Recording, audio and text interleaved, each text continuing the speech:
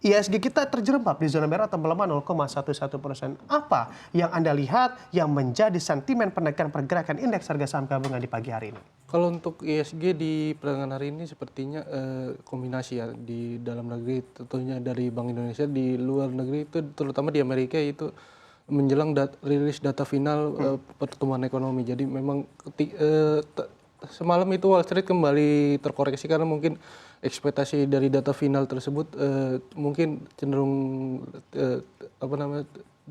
di bawah perkiraan. Jadi memang ada kecenderungan kekhawatiran pasar adanya data final tersebut. Terus juga mungkin adanya ketika Wall Street kemarin beberapa hari lalu itu sudah cukup menghijau, jadi ada kemungkinan aksi profit taking. Jadi memang tidak hanya wait and see di dalam negeri menjelang keputusan suku bunga Bank Indonesia, juga dari global sendiri karena ada aksi profit taking.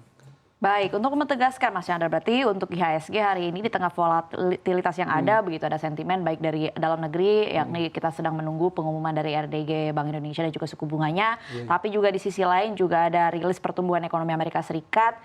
Ini kira-kira hari ini IHSG akan cenderung berada di zona apa, koreksi kah atau apresiasi? Kalau melihat di awal perdagangan saya melihat ini lebih masih cenderung sideways ya, walaupun memang ada kecenderungan menguat tapi juga tipis, juga ada kecenderungan juga untuk melemah tipis. Jadi masih akan bertahan cukup aman di 7.200. Jadi pergerakannya masih cenderung sideways untuk hari ini.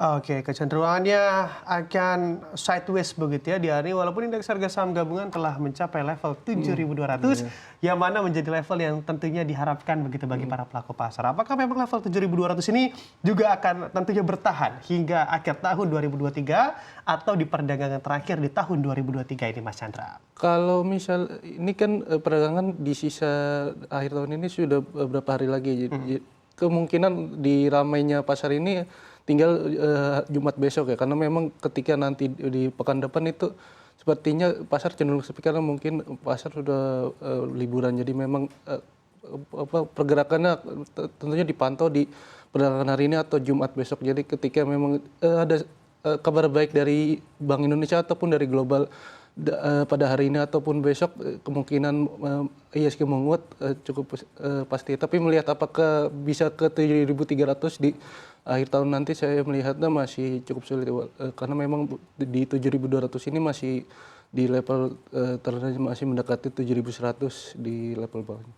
Baik, terima kasih Mas Chandra. Sebelum kita masuk ke sektoral ya, Bram dan juga pemirsa, kalau kita lihat pada perdagangan kemarin Rabu sebenarnya IHSG ini konsisten berada di teritori positif. Tapi kalau kita lihat rupiah justru melemah. Begitu juga di hari ini begitu ya. Tadi kita sudah lihat rupiah kembali menembus di level 15.520 kalau tadi saya tidak salah. Kemudian kalau Anda melihat melemahnya rupiah ini, apa saja sentimen yang dan juga proyeksinya untuk hari ini untuk rupiah sendiri? Kalau untuk rupiah tentunya karena mungkin juga cenderung wait and see-nya pasar melihat keputusan suku bunga Bank Indonesia, terus juga mungkin dari global sendiri atau Amerika kemungkinan dolar indeksnya kembali menguat ya, walaupun memang menguatnya tidak beberapa bulan lalu yang memang cukup kuat. Jadi memang mungkin lebih ke di dalam negerinya karena memang masih cenderung wait and see pasar.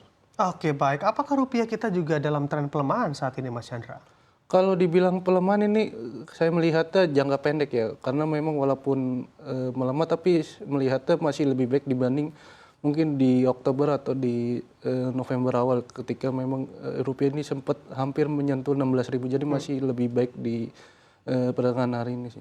Baik, yang juga baru saja merilis datanya adalah China, di mana lewat PBOC memutuskan untuk menahan suku bunganya. Kalau kita melihat memang kan China ini salah satu negara mitra dagang Indonesia juga yang terbesar di seluruh dunia juga begitu. Bagaimana sentimen ini berpengaruh terhadap proyeksi IHSG mungkin untuk hari ini juga hingga akhir tahun 2023? Kalau untuk China sendiri ini memang ada mungkin karena memang perekonomiannya masih cenderung lesu, jadi ada sedikit terpengaruh, tapi melihatnya tidak terlalu besar ya, karena memang dari data terbarunya masih belum muncul. Jadi memang masih data-data kemarin juga, walaupun memang masih terpantau lesu, saya rasa juga masih belum terdampak cukup besar di pasar saham Indonesia. Oke, dibayangi banyak sentimen negatif ataupun sentimen positif. Persentasenya lebih banyak sentimen mana di akhir tahun ini? Apakah kita akan finish strong begitu ya di tahun 2023 ini?